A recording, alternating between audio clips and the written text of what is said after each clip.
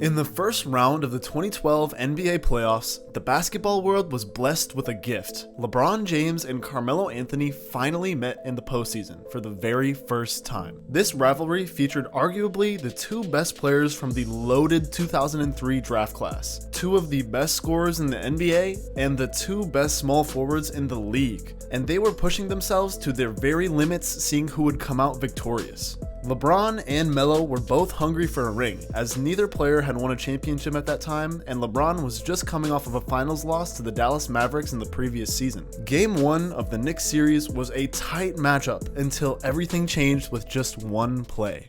They've been a much more aggressive team. And a hard screen on Chandler, and they're going to call a flagrant foul on him. LeBron James went into Chandler. That's going to be his fourth personal.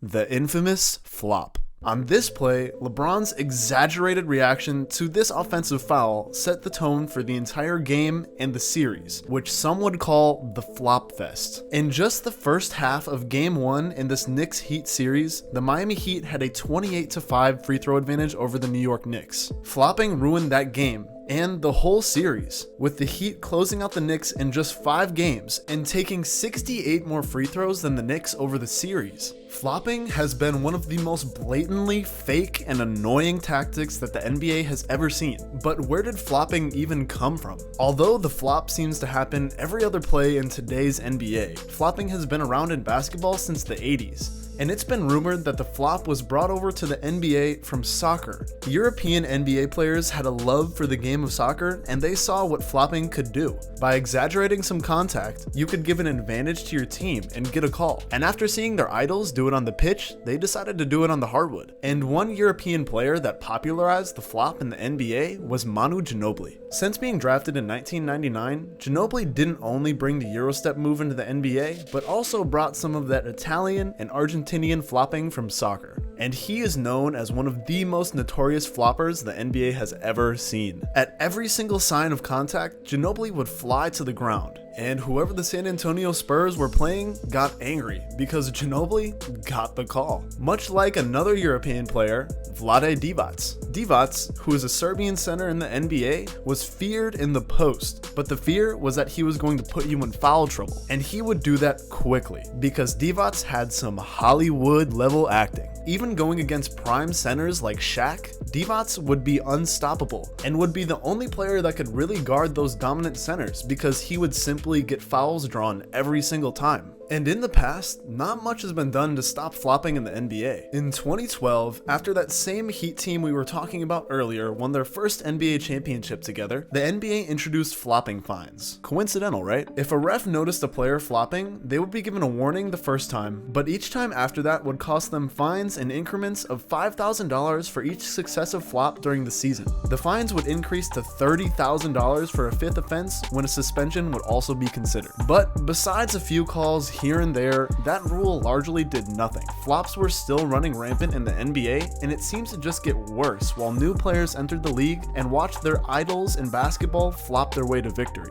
But all of this could finally change. The NBA Board of Governors recently approved a rule that is supposed to end flopping. If the refs see a flop on the court, the player that flopped will be given a non-unsportsmanlike technical foul, which means that that foul will not count as a personal foul, and so it can't lead to ejection. But unlike previous flopping rules in the NBA, this will actually have real in-game consequences. With the technical foul given, the opposing team gets a free throw, and even more important than anything, they get possession of the ball. So with one flop, you could effectively make a 4-point turnaround if you hit the free throw and then make a play for a 3-pointer. You could even get 5 points if you get fouled on that 3-point attempt. And over the course of an NBA game, if you played a notorious flopper like Joel Embiid, Marcus Smart, Chris Paul, in the past, LeBron James, that could amount to maybe 5 free throws over a game and 5 extra possessions, which is a huge turnaround, not to mention the momentum that you'll also gain from having that ball and getting the foul. And most likely, that will just stop the opposing player from flopping in the first place, which will save fouls that would have been called on the defender, it'll save your team from foul trouble, and your better players can stay in the game for longer. So to sum it up, this rule is supposed to stop the Oscar-worthy acting in the NBA and finally get rid of flopping. But But will this rule really have an effect on anything, and will the refs really actually be calling these flops? Well, a flop can range from very subtle, where there could be a reasonable amount of contact where an offensive foul could be drawn, such as trying to take a charge here, or maybe getting caught in the face with an elbow,